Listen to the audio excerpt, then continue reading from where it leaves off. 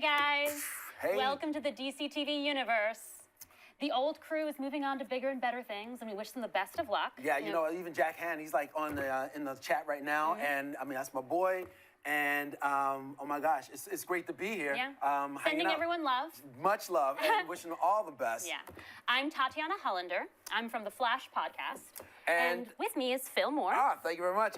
Yeah, I'm not from the Flash podcast. The last time I've been kind of hanging out when people saw my face was a few years ago on Nickelodeon. I hosted a show called Nick Arcade, but I'm out of the arcade. I put down my joystick, and I'm hanging out in the Watchtower. No, I'm in the Watchtower with you. You know? That's the best place to be. So let's get started with Supergirl, first of all. Yeah. What did we think about this episode? The episode was crazy cool. It was interesting. It reminded me a lot about the storyline from the X-Men, the first one, because it was all about, like, that was mutant registration and rights and stuff like that. And this was kind of dealing with the same thing, but alien rights, you know? It was definitely all about prejudice, all about, you know, letting go of those different biases. And that leads us to our OMG moments, the first of which is Maggie Sawyer's arrival. Yeah. Now, Maggie's here, she's queer, and she's super into Alex, and I cannot wait to see where that goes. Yeah, you know, they've been doing that a lot in this whole universe now. They're kind of opening up, and they're being diverse, and I think it's dope. Yeah, exactly, because I love Supergirl from the start, but my big issue with it was that it was sold as a feminist show, but there weren't any women of color and there weren't any LGBT characters. And I don't feel like you can be a feminist show unless you're inclusive. Exactly. And this season has really opened that up. Yeah. And Maggie's one of the best ways to do that, especially her point of view about aliens. Right. You know, when she said that she felt like an alien herself because she was a gay woman of color growing up in Nebraska, I think it was. Yeah, exactly. Yeah. So seeing her perspective and then seeing her interaction with Alex really made my night. That was my favorite thing. Yeah, it was great. And, you know, the other thing that was really cool about that was that the other hitting that same angle was John Jones. Yes. You know, like at the very top, after the president was saved and they bring her into the to the base there, he made the comment about knowing what it was like to be, you know, deal with you know, prejudice. And he was like, well, first of all, I've been an alien. And then the line that made me like drop the mic, walk away. He was like, he crushed it. He goes, and I've been walking around as a black man for 15 years. Yes. Drop the mic, walk off. I'm like, they're covering all the bases now. And you know, they weren't even the only ones dealing with prejudice, because the second point was Kara herself, who she was all for. She was all for like the president's New Deal. She wanted amnesty for aliens. But then when she finds out that Mon-El is a Daxamite, suddenly she doesn't trust him. Right. Suddenly she thinks he had to have been the one who's trying to kill the president, based literally only on where he's born. Yeah, and the thing that's really cool when TV shows do this, a lot of TV shows do this, and it's when they take real life issues that are happening, you know, in our country that affect us here, and they put it kind of in a fictitious environment, and that way they can really get the message across, and you can relate to what it is that they're saying because it affects us like here and now. I mean, her thing with dealing with the guy being from a planet in which they had this prejudice, it's kind of like how people discriminate against people from different countries right here on Earth, you know? So they kind of tapped into that too. But honestly, the good thing is that this time, because it's so rare that they show oppressed people, especially when it's a metaphor, right? They usually use white people as the oppressed people for the metaphor. And for this time, finally, we have John Jones, and we have our next big big moment, Nagan Wars, right? So we have black people playing, even though they're still aliens, as humans, they're still black, so you can correlate that to real you know, real life oppression, and also Maggie Sawyer. Look, I'm waiting for the next episode. Hashtag Aliens Lives Matter. That's what I'm looking for. Hashtag Aliens Lives Matter, because that's what they're tapping into. And it was really cool that Kara discovered and saw her own sort of racial bias and her prejudice right within that episode, dealing with the fact that, oh my gosh, she's from this planet. He must be, you know, bad. And yet, boom, she finds out. No, she walked in there with some preconceived notion and almost got the president killed. Yeah. Which, speaking of president, Linda Carter, President Wonder Woman, showing up on Supergirl. I mean, they're crushing it this season. Linda Carter, look, I'm that cat who watched Wonder Woman because, like, I'm old as dirt, y'all. But I watched Wonder Woman, and seeing Linda Carter back, she still looks good. She's holding her own, and, you know, having her come in here. And that's the thing I like about what they're doing with these shows now. They're doing all these cool little nods back to some of the original properties. It's always great to see that kind of homage. Right, exactly. Just like, you know, we're going to get to this later, but, you know, on Flash, you know, the guy that played Flash on the 90s series is his dad. And to bring Wonder Woman, you know, into this, another DC character playing another role, like I said, crushing it. A question, back to Megan. Question from Aaron Saunders. Do we think that Megan will join the DEO, or will she be a recurring character? I I really hope she joins. Like, I guess it's like, spoilers, the promo for next week, they're gonna like sort of rescue her from this like alien fight club situation going on with Roulette. So I think that after that, it would be great to see her become a part of the team, even if it's on a recurring basis. Yeah, and I think that's what's going to happen too. I think what they're doing this season, there's a lot of, if you haven't noticed, they're doing a lot of moving around with players. They're giving people different roles. They're assigning people new jobs and new positions to try to make them fit better into the entire, universe. And I think that we're going to see her slowly become a bigger and more effective participant in this whole thing. She's going to join. And of course, you want to see what John's reaction is to not being the only Green Martian anymore, right? Right. So I really want to see that dynamic build. And I think if someone in the comments can tell me if I'm wrong, but if I remember correctly, in Young Justice, it turns out the Magan was also, like, she had family that was white Martians too, which is why she didn't want to, like, tell her backstory to John at first. I did not know that. I mean, if I remember, I haven't watched Young Justice in so long, but that's what I feel happened. Well, out there, if you're watching, let us know. Let us know. Tell me if I'm wrong, but because that would be a really interesting twist, really would. too. Yeah. Because it's not her fault, but yeah. So let's see what else was really cool. A couple more homages that were really cool. There were a couple of big attacks on the president's life. The first one, which got into the base. The second one that occurred, and that's when you find out, oh my gosh, Kara realizes that maybe she was making a mistake. But did you catch the little, like, how she put out the fire? It was all this fire. It was like when she did the Wonder Woman spin. Exactly, she did it super fast, but I'm telling you, it was straight up from the OG Wonder Woman show when she would turn around and spin. I remember even an episode of the Justice League Unlimited did that. There was an episode of Justice League Unlimited. There's so many times when it happened. Yeah, the one that you remember the most is Linda Carter doing it. Exactly, and so now to see, again, taking that old trick, giving it to somebody new, and giving that little nod, that little homage. And even the little, you should see my other plane bit. Thank you. That was like, because for those, if you don't know, why are you watching? But, Wonder Woman has the invisible plane, at least in the comics and cartoons. And so when she goes, you should see my other plane, I'm like, I just geeked out. I was on the sofa like, yes! It was so cool. So I love the fact that they're doing these things. They're getting more of these little nods in. They're bringing in all the different, the comic book, the cartoons, and they're they're reassigning, like even again, Linda Carter making that comment. She's not Wonder Woman, but it's kind of like wink, wink, nod, nod, and I love it. I love that kind of stuff. I love it too. Yeah. I know you had brought up the topic of xenophobia as one of the big issues of this episode and how it relates back to X-Men. So you want to talk a little bit about that? Yeah, so the whole thing, when Bryan Singer did the first X-Men, he was really paralleling that to the climate in the country of dealing with gay people coming out and homophobia, and how they, when you reach a certain age and your hormones start to kick in and you start to discover certain things about yourself. In the X-Men universe is what you had, it was mutant powers. Right. But there's so many people in the country and in the world who, when they reach a certain age, they realize that they have certain feelings, and that feeling of being oppressed and that you can't come out and be who you really are in a free society was the parallel that Bryan Singer was making in the X-Men films. Right. And I kind of see the same thing happen with this. It's sort of like a flip, It's like a flip, yeah. Because on the one hand, we have President Linda Carter. I don't think that's her name, right? That's what I'm calling her. The president. I don't care what her name is. Wanted everyone to have amnesty, but it requires you to register yourself as an alien. Right. And then at the end, we find out that another big OMG, she is an alien too. Right. So we don't know now what her motivation is or what her agenda is. Right. And I have to admit, like, obviously I'm prejudiced because when I saw that she was an alien, I was like, she's evil. And I was like, wait, she doesn't have to be evil. Right. She doesn't have to be evil. But again, that's another one. See, the two worlds coming together, Marvel and the universe shaking hands and singing Kumbaya. You remember that was the thing where, you saw the senator in the first X-Men movie, talking about, oh, mutants must be blah, blah, blah, and like coming down on. But you realize that was a Mystique. Right. I mean, no, I'm sorry, later on it ended up being Mystique at the very end. That senator walks away, you see the eyes, you realize, oh my gosh, it's Mystique. Right.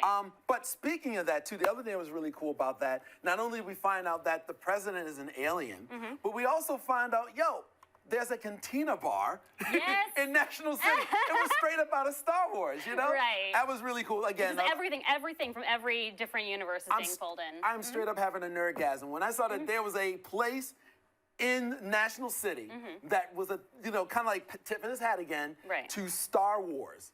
And now we have their own little place where they can go and have drinks. There were no, outwardly crazy-looking aliens, right, but I hope who we knows? see it again. Exactly. I hope we get to Right. see it again. We get to see the different kinds of aliens. And I was actually really shocked to see so many already, because I was like, obviously they have to know aliens exist. Duh, that's the whole point. That's Right. the DEO. Right. But like, we have never seen that many all in one place, or that many different varieties at the same time. You know, it was really great. I was just waiting for the dun dun dun dun dun dun dun dun dun. That was only it was missing. I was missing the song and the fact that they are there and it's a safe haven. Yeah. And they have to go. They have a place where they can go and hang out, where they can again, have that, be quiet and not let the world know who they are for fear of persecution. Yeah. So it was all great. I mean, like I said, the way they're touching on all these different topics in the geek world and the nerd culture, and it's blowing my mind. Right. They are really doing a great job. Does anyone in the chat have any comments or questions that they'd like to ask about Supergirl before we move on to Flash? Flash! Ah! Wrong Flash, I know. Yeah. You got to throw some Queen up in here. All right. Okay. The Flash. That Flash time. Is literally my baby. I think I birthed it, but I thought this was a really great episode. In fact, I already said this in the chat, but like every show this week had an excellent episode. They all put forth excellent hours of television. So The Flash was so much fun. It was kind of a filler episode, but you really got to like delve deep into all the different characters. And we got to meet Mirror Master in the top. Finally. Yeah, we got to meet, and we've been waiting for Mirror Master, Exactly. I think, since the start. Everyone wants to see the Rogues together. Right. Which I kind of hope that's where we're leading this season. I'd love to see a reunion of the Rogues. Well, that's the thing that I liked about this too. I know you said it was kind of a filler. It felt to me like a throwback to how season 1 kind of was. Yeah, it did. It really felt was like so comfortable. It was like that, the good-fitting pair of shoes, or that nice little chair that you sit in and go, it fits like a glove. Because it was one of those episodes where, it was, for a while, it fell into that trap, sort of that Smallville used to have, like villain of the week. Right. And it got away from that, which was awesome. And then you realize, having not done it for so long, that you missed it. Exactly. That you missed the villain it was of the so week. refreshing. Not everything has to be about Zoom. Right. And so we had all the other Flash, Rose Gallery of villains, and the person that was missing, that's kind of one of the main guys, was Mirror Master. And then here's the other thing. Oh my gosh, we got that cameo. Yep. Which we're going to talk about. We're going to talk about in a second. Right. But before it became the thing you want to talk about later, it was really him. Like it wasn't like a holiday. It was him because it was a flashback at the beginning. I was sad though, because I was hoping Flashpoint had brought him back, and then we saw the flashback, and I was like, oh, okay, never mind. But it was still great to see Wentworth Miller. It was so good to see him again, and to see the real, like, it's not like a new version of him because of Flashpoint. No, It's who he was. It's who he before. is. He's the same guy. The guy's like, listen, let me tell you. Yeah. You guys. He kind of almost has that Jack Nicholson thing. You did that relatively well. Well, I watched the show quite a bit, Tatiana. James, I'm going to tell you what I thought of Earth 19 Harrison Wells very soon. Oh, yeah, we're getting to that. Yeah, we're going to, let's get to our OMG moments. So, the first one is my favorite, my children. West Allen finally getting it on a little bit. Like, I did not expect this at all. Oh my God. Because The Flash is like such a family show constantly. And so I was like, we're never gonna get sexy times. I'm gonna die of thirst. But everybody, listen, this is the episode where everybody kind of had an opportunity to bump some uglies. This was like everybody, some romance you know what I mean? episode, Joe could have bumped some uglies. Wally could have bumped some uglies. And so Barry was going for it. Yeah. But then frickin' Joe had to walk in. And Barry went like to the opposite extreme. Did you guys see that? Okay, like, so not only does he flash away and bring back a frickin' chess set, like he's like, yes, we were playing chess. And he brought out the beer instead of the wine, trying to blow out the candle, and he had a frickin' pillow on his lap. Right. Which sat there the rest of the scene. Exactly. Like, hello. Like, I'm not even excited about being here. That was amazing. Like, there are scenes this episode, and I mean, I'm a super fan of West Allen, like, so I'm obviously biased, but it felt supernatural. And I really loved the dynamic with Joe, because I know a lot of people have a problem with the fact that Joe raised them both. But, but I know I'm looking at you. You sent me that email. You're reading my mind, aren't you?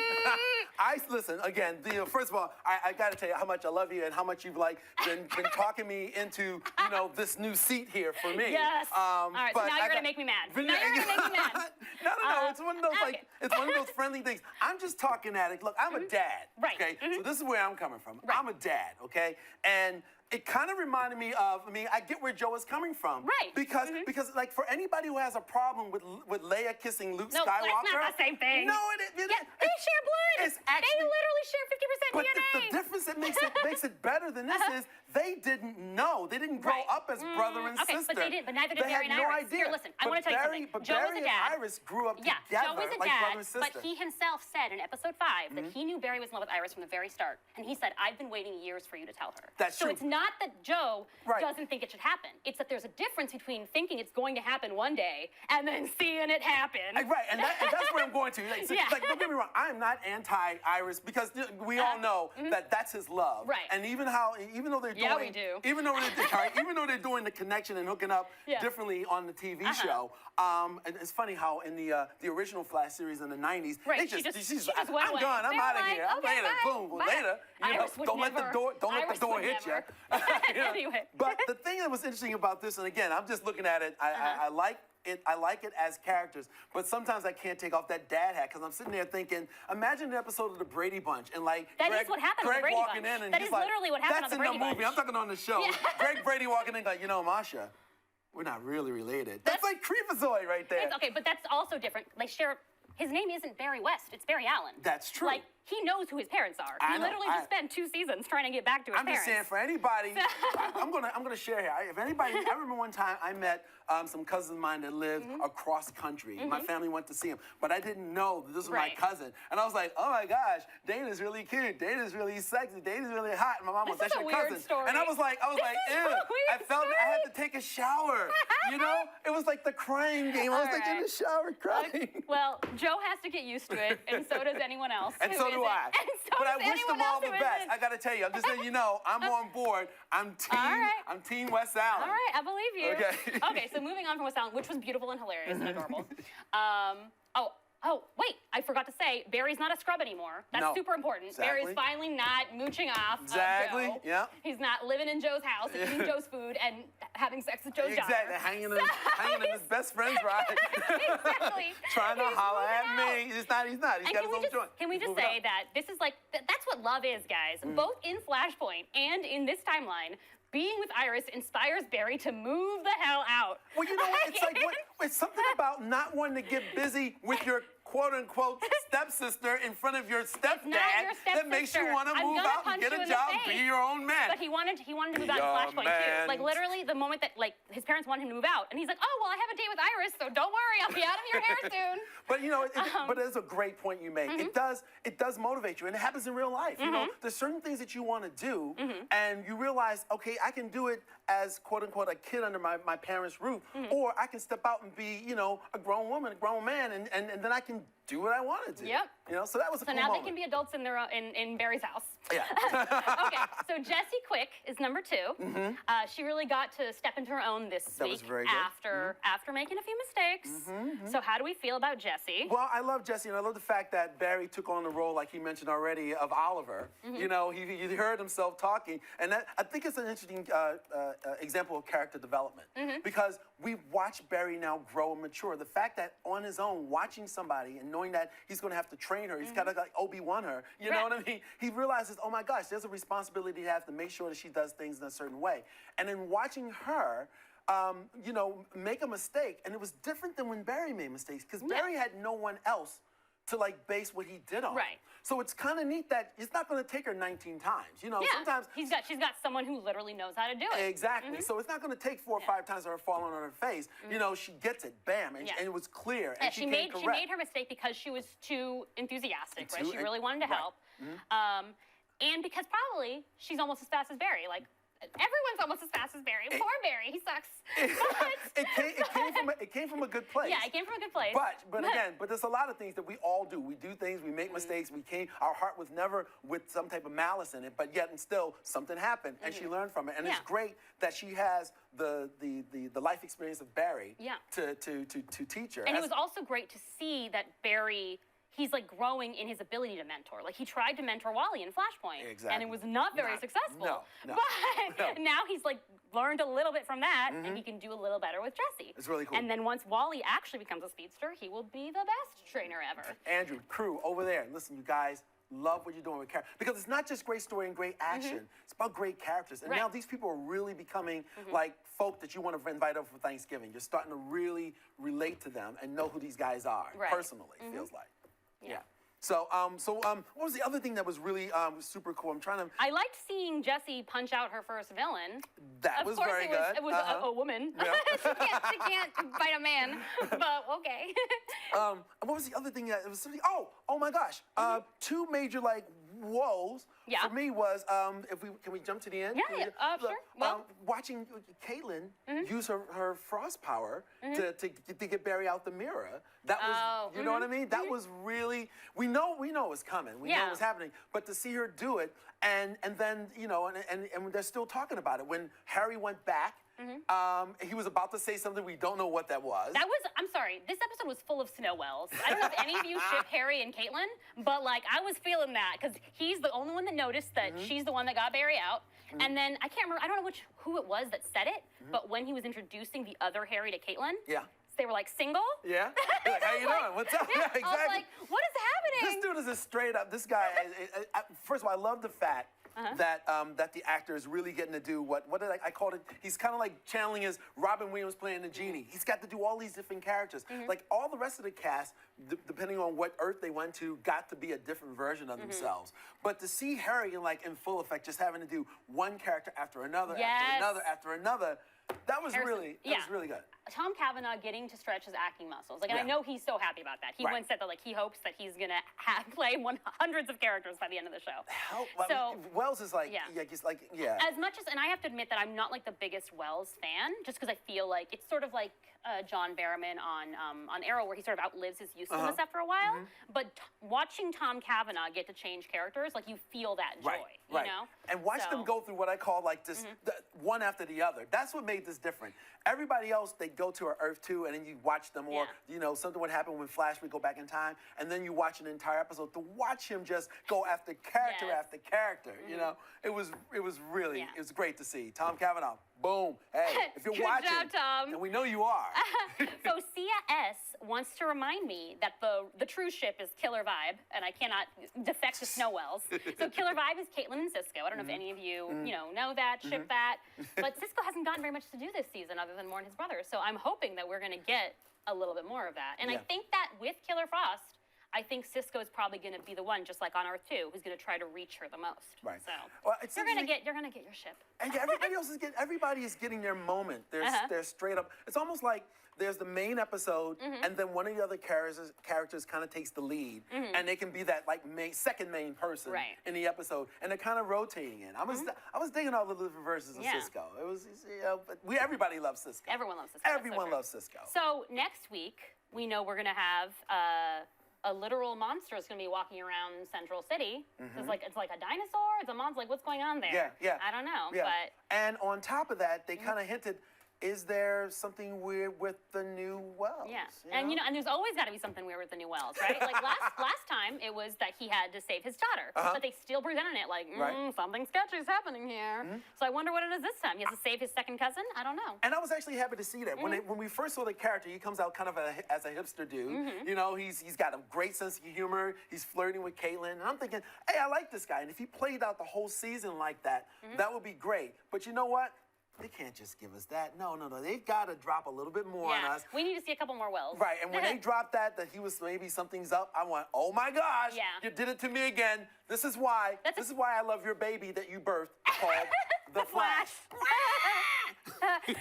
Alexis Wavewriter just asked, do you think it's a literal monster or is it in their imagination? That's a really great question. I mean, I think it's a literal monster, but it would be super cool if it was somehow alchemy induced. Yeah, that's a very good question too. And I agree with your response. I think it is literal, but if it is something that they're seeing a vision or something is being put in their mind or alchemy induced, again, drop the mic Flash, as if the Flash has 52 mics on the floor already. And so, just constantly dropping more on you. Exactly. You can't even walk because there's just mics. You're stepping on them. So other honorable mentions from the episode are, like I said, we met a couple of the new rogues. So we met Mirror Master and the Top. But in the comics, the Top is a man who is romantically connected to Golden Glider. And in fact, Mirror Master is also often romantically connected to Golden Glider. So I would not mind at all if Peyton List would get her beautiful butt back here for an episode or two and give us a rogue love triangle. And If it was a rogue love triangle where she and the top were hooking up, that would be even better. I like what you're cooking, and I'm sitting down at the table with a fork, because that, I love that. That was great. Yeah, that would be what she said. That would be so awesome. I just want this. You know? I want Peyton List back. All right, cool. All right, so what? Moving on now? Well, Getting out the Joe bow West, and arrow? Are you gonna congratulate Joe West for hopefully getting it on pretty soon? After 25 years of celibacy? I kind of tapped into that a little bit, yeah. If you want to go deeper, if you want to get deep inside Joe. Oh, God. Oh, my God. That was really cool because it was kind of neat to see him kind of open up a little bit. Yeah. And I think it's because of who this Joe is.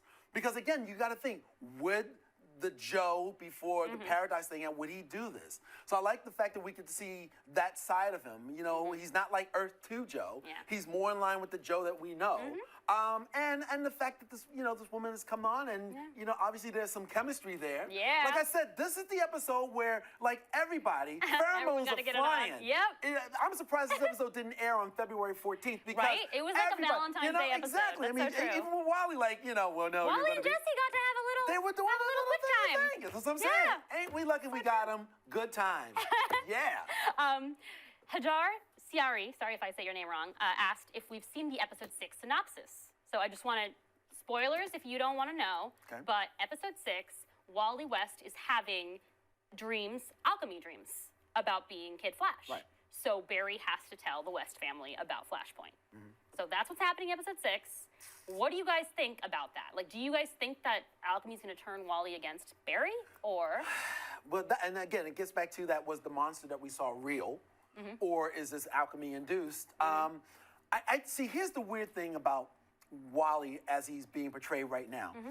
He seemed like a guy. He seemed like a borderline crack addict to wanting to be the Flash. About right, speed. Right, Okay. because he was upset. He's like, I gotta have some of that speed. I was like, what are you talking about? I gotta have some of that speed right he here. definitely, in season 2, he was addicted to speed. He wanted to have it like crazy. And then all of a sudden he doesn't have it. He's sitting there like, why does she have the speed and I don't have the speed? So it's one of those things where it's almost like he could be easily induced. Right. He could be easily seduced. That's my concern. I'm worried that they're going to try to, I know alchemy's going to try to seduce him away. Oh, yeah. Obviously. Yeah. But hopefully Wally will be strong and resist the dark side. Right. And this episode is one where it made me even more undecided because earlier I would have said, oh yeah, he definitely could be. But then he seemed to be okay with working alongside and watching Quick do her thing, and he seemed to be okay with it. He started growing through that episode. Right.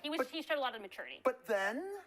But is he going to stay that way? Right. And that's Once the he has those dreams, though, because those dreams are also not something you can really control. Right. Right. And will that have an influence? I've waken up for dreams and like, oh my gosh, it was just a dream, and it stays with you. Yep. So it's really going to see how that affects them. And yeah. Well, good luck to you, Wally. Something to look forward to. Exactly. I can't wait to see Kid Flash again. So I'm ready. All right. Okay, we have to move on to Arrow. Breaking out Let's the bows. do it. Breaking Bows out and the arrows.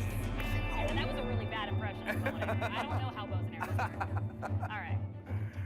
Oh, okay, so Arrow. Oh my gosh. Okay, so this episode, there was a lot of moments that made me go, OMG. I mean, it really was. I talked about one just briefly, but I kind of want to take it in order. First of all, I talked originally about how I was a little bit taken with Barry now. I'm not with Barry. Still on Flash. I'm still on Flash. All right. Fillmore backing up. I was a little bit taken with Oliver, kind of being super grumpy now. I mean, he's like just, he's grumpy, and it was starting to be a turnoff. They're out there trying. They're out there getting the fact that he would kick his own team's butt. Yeah.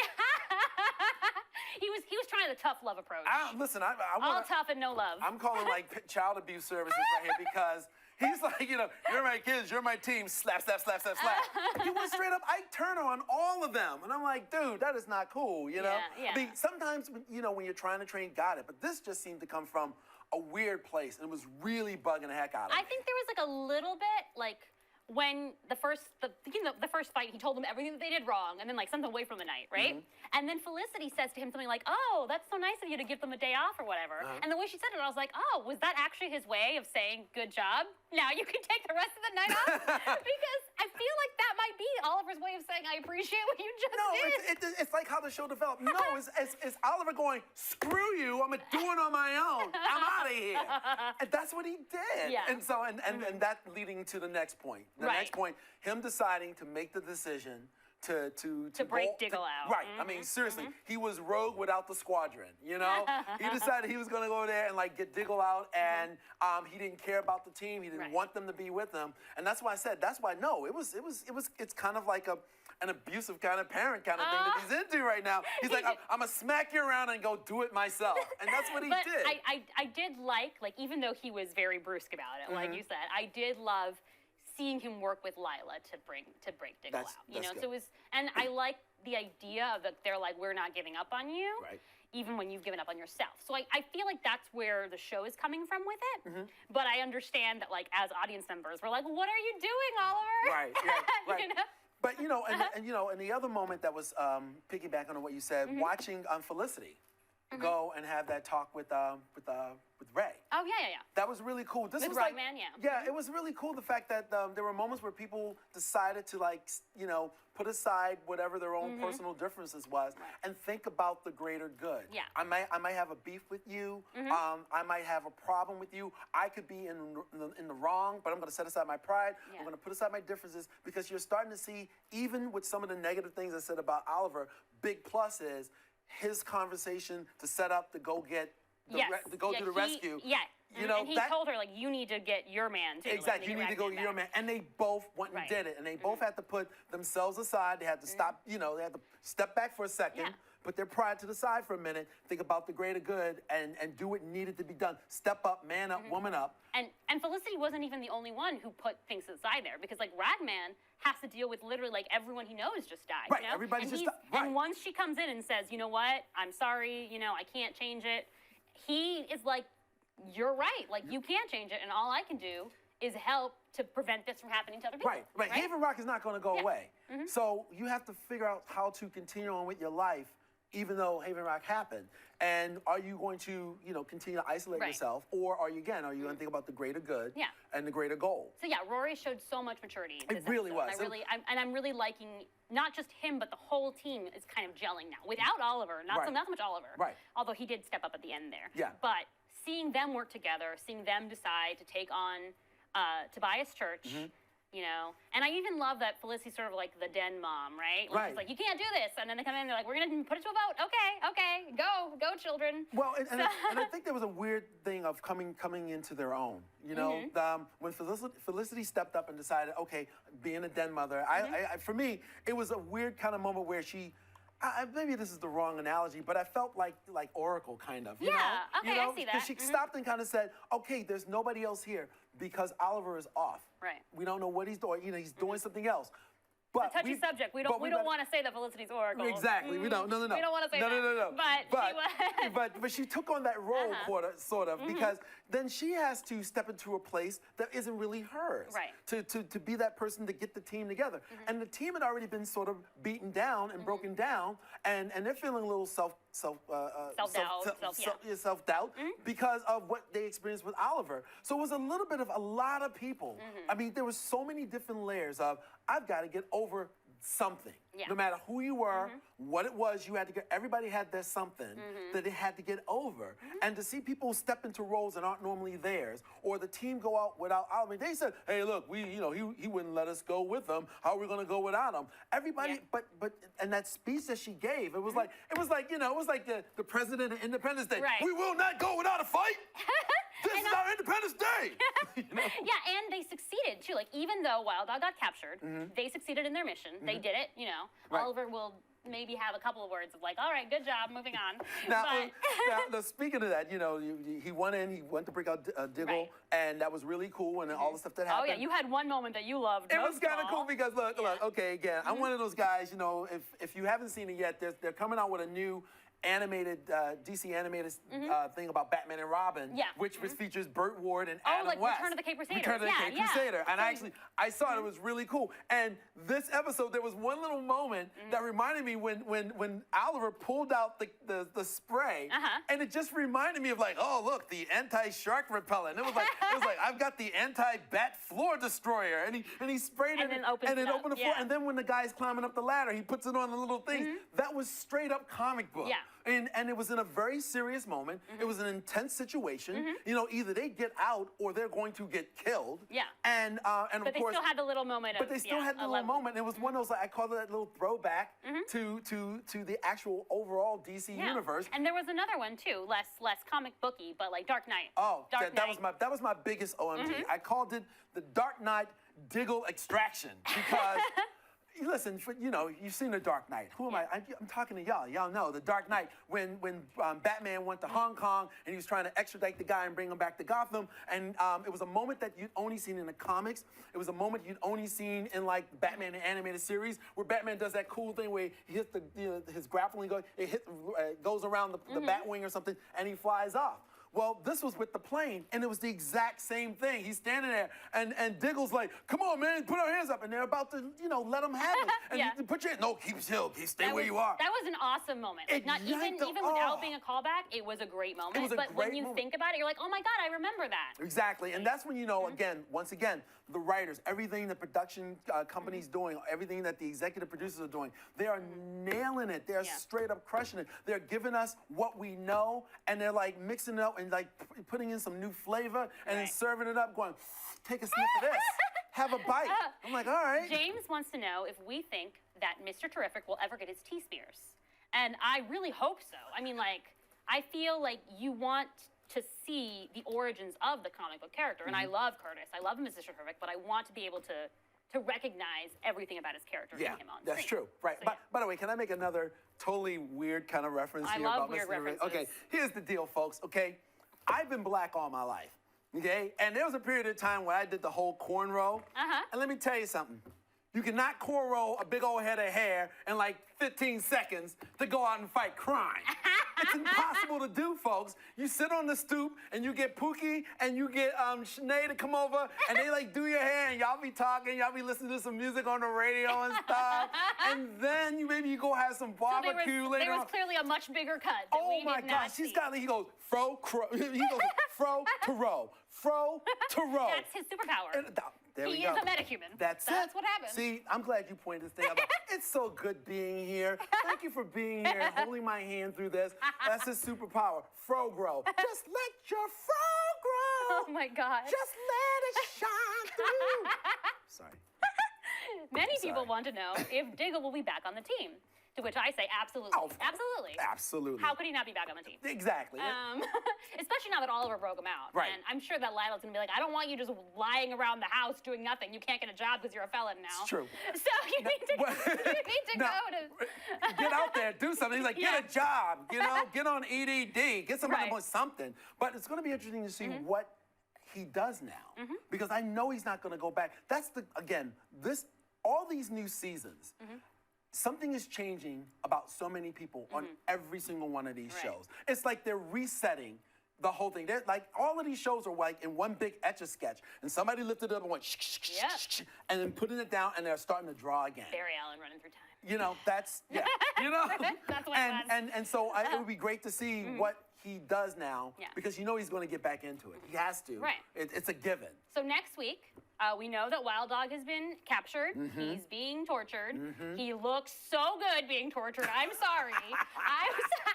I was like, oh, I'm so sad for you, but I'm so ready for this scene. Look, he's all sweaty and everything. Exactly. Oh, and he's like a mini Oliver right now. Right. Like he's going out there. He's like Oliver in his early days. Yes. Yeah, he's like kind of hot-headed. He's like not thinking about what he's doing, and being tortured and like going through his own island right now, probably while they.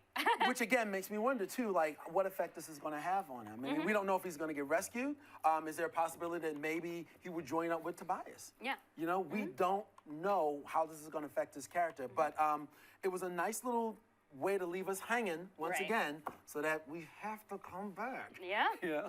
So, but yes, overall, great episode. And I made this comment too because I was one of those people who started to watch Arrow in the beginning, and then kind of, in season 2, I was liking some of the stuff. And then they had to back away some things because of what the movies were doing. Oh, like they got rid of Suicide Squad. Right, exactly. So, and for a lot of people, myself included, it felt like it was kind of losing its way.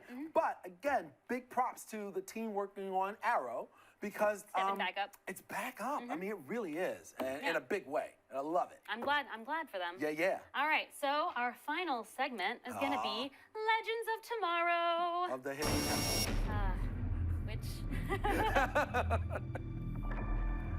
I have to say that Legends of Tomorrow this season has been stellar. Like, season 1 was a little uneven. It was a little hard. Like, all of the characters didn't necessarily mesh well together, even though I personally love them all individually. But this season, the team, it's leaner, it's stronger. The new characters make so much sense, and not just because they're great characters on their own, but because they have all these connections to everyone else, And a weird disconnect from the characters, the acting has gotten better. Oh, yeah.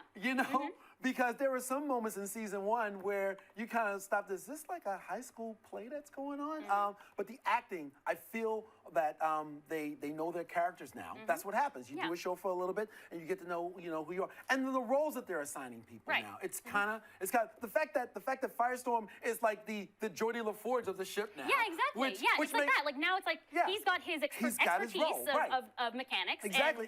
And so it Martin makes, can just boss him around. Right, and it makes perfect sense that he's fixed the ship because he was a mechanic. And Sarah, being a natural leader, felt so real. And she flies the darn ship now. It's really cool. And it's like everybody is kind of, Mick has like found his thing, like the fact he's more than just a brooding Hulk kind of a guy now. Right. And I think losing Captain Cold has kind of had an effect on him, and he has a great respect for life now and things.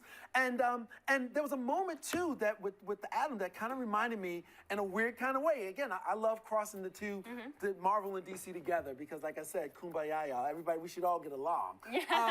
I love that moment where it reminded me of Iron Man 3. Like, Dang, you have all these references. Are you the man, or is the suit the man?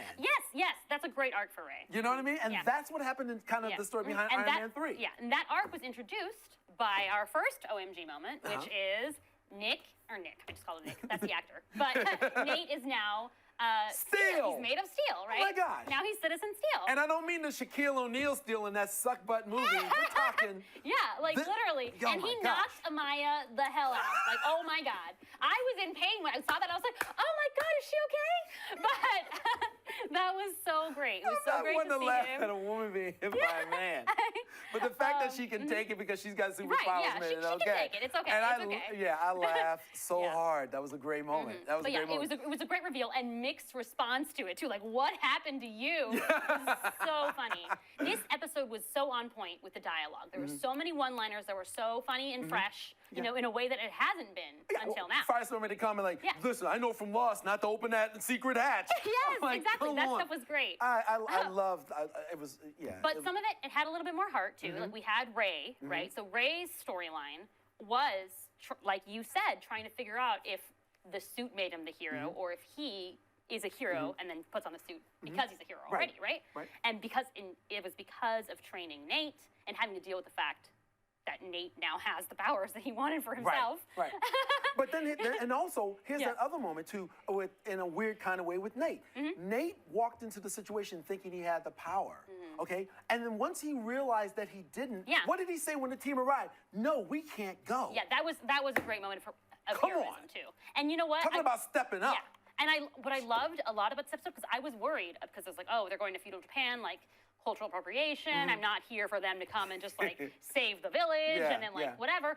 But even though they did step up, we got to see Ray fighting with the samurai suit against his own Atom suit. Yeah, and he destroyed it, right? Like he had to destroy that suit. Well, he did he helped to do a little distraction so that Steel could come in and do the thing. But think about the whooping he had to take in order to set that moment up. You know, and just he just emotionally went for it. and physically. Right. You know, It's going to be such a. So I don't know how he's going to get his powers back, but we already know he's proven himself to be a hero regardless. And I think that there's an interesting connection now between those two, Nick and Ray, because you're like Nick is dealing with the fact that he pulled it from nowhere. even when he didn't have the power that he had. Right. And now that's what Ray is confronted with. He no longer has the suit, you know, and yet he still put on this other thing and won against his billion-dollar high-tech suit. Yep. Man. But but yeah, as I was talking about the cultural appropriation, the other great thing was what we saw of Masako and her father. They were real, fully developed characters who played a part in saving their village. Right. You know, they weren't just Right. They weren't there like, hi, rescue me, rescue me. And the only reason that Nate wanted to help them and stayed in the first place is because she saved his life.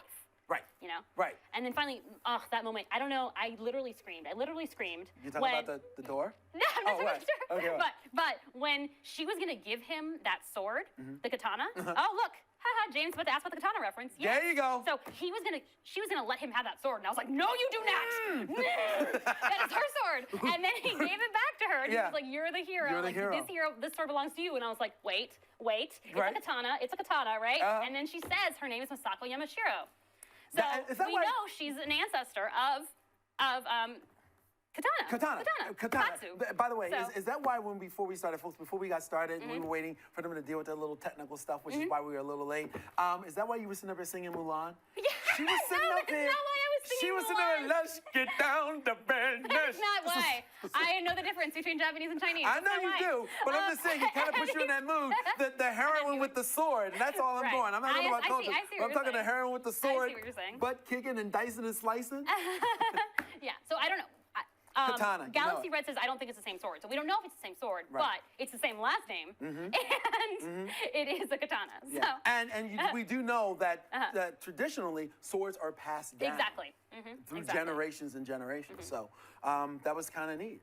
Was also watching, by the way, did you notice, we didn't talk, oh my gosh, did you feel there was kind of an interesting connection going on with Vixen and with Nick? There was Someone in the chat had just said that. Yeah. They had a really great dynamic. They I really really loved did. seeing the build of that relationship. And I don't think it's romantic in nature, but I did love the mutual respect. Are you thinking it's romantic? I think it's going to. I think You it's think it's that. gonna be I think it's that. You know, you know, how some people, some things started like, you know, it's almost like playground relationship. Yeah, where like slap, you know, slap, kiss. I'm pushing, you're pulling the hair, pinching. He's so ugly, I don't like him. And then and yet you're like totally you're immersed into them, like where they are, what they're doing. We got to learn a lot about each of them through their It was scenes, like weird and kind of. that was And great. listen, this is another like reference to another show, but it was like that Sam and Diane thing from Damn, Cheers. You know what I'm really saying? have all the references. Oh You've my seen God! all the shows. Where everybody, where everybody knows your name. You know? Exactly. That's But yeah, what- I can see that. I thought last episode that they were building up a little bit of Ray and Vixen, but Ray has struck out with enough women that I'm okay if they decide to go Mick and Vixen instead. And I think it's so interesting that Mick is like the last person you would think, and then to see him kind of show, it wasn't a soft side. But it was a caring side. Yeah. Even in the midst of the considerate, you know, when she threw the Sherry, it was like, I loved that. And you could see, like, what he didn't say was, It melted him a little bit. It really did. It was like the unspoken thing was, and not just thank that, you, baby. Yeah, You know, not he just didn't that, say it. but she did inspire him to be more heroic. Exactly. You know? Even though he proved to her that he was a hero in his own way, because he wasn't even trying to prove that. He just is like that. But he also would like check in with her and see that she's expecting something of him, and then he would do that thing. Right. Psychologically, So, on a psychological dynamic, those two personalities respect strength and the ability to you know be sort of a warrior type above everything else. It was interesting. He even worked something like that into the old Justice League Unlimited with Diana Prince. Why in the Justice League Unlimited she likes Batman? Oh, yeah. Because he's the only one with no abilities But at he still all. steps up. But Right. he steps Right. up. So basically, you want Vixen and Nick to happen. I don't necessarily want it to happen, but I think I can see what you're saying. But for now, I like the platonic dynamic between them. Yeah. I like Vixen's dynamic with everyone. And I don't think want she's them- fitting in so well on the Yeah, team. and again, and as much as I like it and I see it and I think that it might evolve into something, I'm not ready for it to happen because, you know, so many times a show gets kind of like thrown into a weird curveball because they start a relationship like prematurely. Yeah, you don't want that. I don't want that to happen, but I like to see that banter between them and feel that weird tension. All right, we the have to sexual talk tension. about the most important thing. Okay. It's not the most important thing. Yes, it is. But If you say it is, Barry Allen- Tatiana says it is. It is. Barry Allen calling from 2056. Yes. What is this? And it wasn't out of a little computer screen No. going, trust Lois! Trust Lois! Don't make fun of the DCU. I'm not making fun. I'm just saying it wasn't like that. It wasn't like that, no. We don't know what he wants. Right. But we do know when he called. And what do you think it's about? What do you think it's about? I don't know, but remember back in season 1, there was always this newspaper that Harrison Wells had, and I can't remember. Maybe somebody out there can verify for me. There was a date on the newspaper. Are you talking about when Barry disappears in Right, Flash? when Barry That's disappears. 2024. 2024, okay, all right. So we know that Barry survives that disappearance and continues to exist in 2056. Exactly, he does survive whatever that was, because now it's another year. Yeah, no, because he sounds old too. So He sounds older, right. He's got to be 60. But essentially, what I found the most interesting about that was the show could have gone the direction of having that moment. We know that there's a message, and like nobody knows what it is, including the cast of the show. But 2 people know. Yeah. And so now, what do they do with that and you info? know it's going to come out like in the crossover or What something. do they do with that info? That's the question.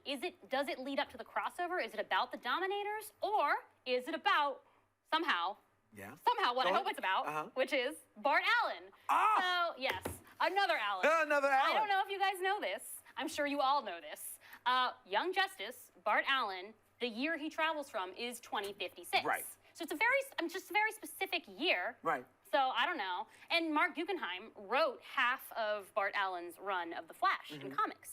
So I'm sure he has a little soft spot for Bart Allen. I'm sure that, and the season's all about introducing us to ancestors and to descendants. Exactly, because So, because now we're doing a lot of crazy things with time, and you can do anything. It could be anybody, it can be from anywhere. Right, yeah. Which is really cool. They're not following the comics exactly. Right. They're dropping in those little nuggets of joy from them. But I think it would be amazing if, for some reason, Bart Allen needs to go back in time, and Barry is asking them to help, to help him. Maybe Barry's asking to help Bart. Yeah, exactly. It could be like That's an what I'm SOS. Barry saying, hey, listen, can you go that's what help I Bart? want.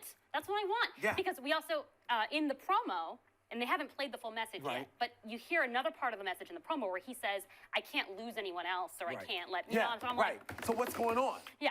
Right. Because also in the future, like, Barry and Iris's twins die. And guess who kills them? The Dominators. The Dominators. I'm just, kill them. So I don't know. But it's those one thing, it's that moment of like, how close are they? Just when you think you know, because you may follow the comics and watch the cartoons, you can never know. Right. You can never know. You can't know. never know and in the Marvel Galaxy Universe. Red is I tell you what I do a know, though. naysayer in my life who says he doesn't think it's Bart Allen. And he's doesn't? probably right. It's not Bart Allen, but I want it to be. Well, you know what I do know? What do you know? Tell me. Mixed like ninjas. Yes!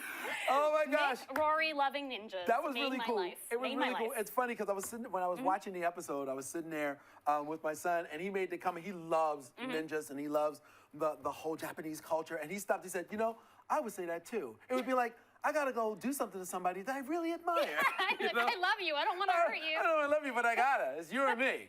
Yeah. But that was really cool. It felt natural. Like, even though, like, to see Mick be so excited about something that wasn't fire is weird, but it felt real. You know, It you're like, did. he's got to have something other than fire that he loves. Something else that I love that was mentioned in the show, the Yoda reference. Yeah, it was the week of Star Wars. Oh my gosh, it was like dropped it in there, trying not to. And at the end, she calls Yoda what a samurai. What is she? She called a master. A Shogun master. Master. I'm like, oh my gosh. They dropped some Star Wars in there, and it worked. It actually worked, and it played into it, and she got it, and I was like, I love this person. I love this woman. This is so great. The fact that they're dropping in all of these references to everything, and I'm a sponge. You're soaking it all in. And Legends is water, and I'm just soaking it up. Barry Allen here in the chat, which thanks for joining us, Barry. Hey. I really love your work. You're doing really well. Hook up with Iris more. Run, Barry, run. Says he hopes it's Bart or the Tornado Twins. Yeah. And that would be a great way to tie in the Allen legacy, which I love. I really want, I want so bad. I love the idea of legacy, and I love, since we've already started with the whole future and destiny and stuff, you want to see how that destiny is affecting. We've seen the past a lot, right? So let's move to the future, right? And see the outcome, to see how the characters that we already know have been changed because of what we already know is going on in the present. Yeah. Yeah. I love that. I love that. Time travel done well. You gotta love it. You know, you gotta love time travel done well, and they are. Especially when it's done well from a character perspective. Right. Because of course, you can always find the plot holes with time travel because it's not a lot. It doesn't make sense. Yeah, But it defies the timeline. Wait a minute, then how do you know that you would still have the same kid if you had sex on a different day? It would be a girl, you know? Right, but I digress. But it's great to see how it affects the heroes and how it makes them change their ways. Exactly, and the fact that they aren't the same people that we thought they would be. It's never. That's why some people, if you ever invent a time machine, that's why it's to be avoided. There you go. Doc Don't Brown, do it. Don't do it. 1985. Don't Thank do you it. very much. So next week on Legends, we're going to have to deal with Confederate zombie soldiers. Which I really tell me that we are not going to have to empathize with Confederate zombie soldiers. Is Abraham Lincoln going to show up with his axe? Exactly. I don't know. And I was already worried about this episode, and it proved me wrong. It was amazing. So I hope that they can do it again next week. What do you think? And that's the thing that I really appreciate. When when somebody's asking you to believe something that makes you go, really, I can't really go there. And then when they do an episode like this one and they nail it, then I'm open to whatever they have. You want to bring in zombies? Fine. You want Rick Grimes can show up? Great. You know, it would be great to see where they go with it. I don't know. I can't even speculate. But if they're going to like different times and the time stream has maybe been affected because of time travel, anything. I mean, anything is possible. And that's the cool thing about what they're doing because everybody now has their characters have been developed a little better. They have their roles now, very specific, very specific. And now the world is not, see, before season 1, I thought they were just going to be traveling through what we know as our time. Like, open up your history book, and here we're going here now, and here we're going there. That's not what's going on. They have altered things so much, and they can go in so many different directions And they're being now. pulled in different directions, They're being, too, by different even this one, they fell into this episode, And you know? it's fun to see that happen. Right. You know, Aaron Saunders wants to know if Jackson Stein will tell the team about Barry's message, or will the team figure it out on their own? I think that my personal prediction is they're going to tell him. I hope they do. They really, it's no fun to have people keeping secrets for an extended period. Exactly. And the other thing is, my only question with that is, like, I don't know how the team would find out unless someone else happened to stumble upon that secret, you know, hatch. And it really wasn't easy to find. It was because of the repair work that, you know, Jax did that they even knew there was another room. So I think it was going to be something they're eventually going to have to fess up and let everybody, the entire crew, know. I think something's going to happen in probably nearing the crossover episode where it's connected to what they heard from Barry, and they're like, okay, you know what? We're not going to listen to Barry, who apparently hasn't learned anything in 40 years, and we're going to tell people what is going on. By the way, are we? Can I go back just a second? No. Okay. You can't go back anymore. I'm just kidding. Tell me. Tell me the Flash did it. I think I can. No. Exactly. I can run fast like the Dash. If the Flash did I can run fast like Dash. And no, something I wanted to. I totally forgot to talk about. We were talking about next week's episode was Supergirl. Yeah. And the battle royale that she's going to be the Fight Club. Yeah. Oh my gosh! Now, for those of you who remember, they did an episode on the actual Supergirl. Not Supergirl. Justice League Unlimited, where instead of it being Supergirl, they brought in at the end there. They had like Black Canary. They had Vixen. They had the Huntress, and Roulette had set up this kind of competition, like, you know, cage match kind of thing. And as everybody was fighting, they were fighting, you know, villains too. But the ringer that they brought in was Wonder Woman. On the episode, it was called Cage Match, I think it was.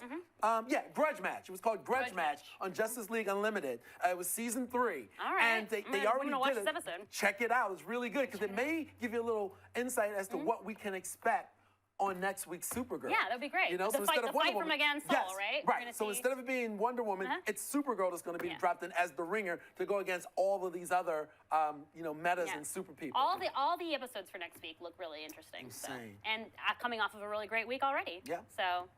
Well, listen, I'm ready. It's almost like I'm just waiting for the weekend to turn around. Next week's on it. Let me tell you how insane next weekend is. Okay, we got the new episode of Supergirl. Yeah. We got the new episode of the Flash, then Arrow, then Justice League, and then we step over to Justice League. I said Justice League. Legends of Tomorrow. Let me slow down. I totally just believed you. I was like, that makes sense. Freaking excited. Let me just back it up and slow down. We've got Supergirl, we've got the Flash, we've got Arrow, Legends of Tomorrow, and then Friday. We talk about them all. Friday, we talk about them all after you go see Dr. Freaking Strange. Oh, that's right. Remember, so yeah, I'm the Doctor one Strange about. is out next Friday. I'm talking about You're about synergy. I'm about synergy. I want, Yeah. you know, because I mean, and look, listen. In our world, there's all of this Marvel versus DC. You talk about both. You know, you do a bang up job on the Agents of you know, Marvel. Like, I'm about that synergy. Yeah, and so makes sense. next week. Oh my gosh, by the time we come in here and do this, because I think I'm going to see it on Thursday. Yeah. So there's all of those shows. So you're going to have that in your blood. Well, it'll be another thing that I'll just make another weird reference to because that's Clearly, what I do. yes, you will. So if you are about brand synergy as well and you just want to know everything about everything, then you should definitely check out our other Stream.tv shows. We have Agents of Marvel, as well as we have Welcome to the Batcave in Gotham. So it's like other DC stuff, but it's not exactly DC TV. Yeah. And then we have our Marvel show. And there's also a website that you should check out called bamsmackpow.com, which is Love great, it. right? Yeah, exactly. And that's just up to date on all your comic book news, all your TV shows about comic book news. You know, and all your comic book movies, everything that you want. You can always check that out. They have forums too to talk, as well as you can always tweet us. Right? If you have thoughts. If you have thoughts, you have questions, you have comments. Yeah. And hey, I'm like I said, I'm happy to be here, and I'm looking forward to answering your questions and getting into this more. You know, the Stream.tv is it's my new home. It's your new home? It's Oh, really awesome. that's I so love sweet. it's the Watchtower. Yeah. He's Phil Moore for you. It's Excellent. a lovely Twitter name. Feel more for you on Twitter. Yeah, and mine is Marcella's Ear, which is not related to DC, but it's from Game of Thrones, and it's a very cool name, I think. It's very good. And you're a very cool person. And, Oh, listen, like I said, this has been dope. I love it. I'm looking forward to next week. I'm going to sit around and just look at my computer all day. That's it. And then go to the movies and then come here. All right. Well, thank you guys so much for joining us, and we'll be joined by some new faces next week, so that we can have everyone talking about every show that they love. Building our universe right here at the Stream.tv. Exactly. Thanks for checking in with us, y'all. Bye. Incredible. Oh.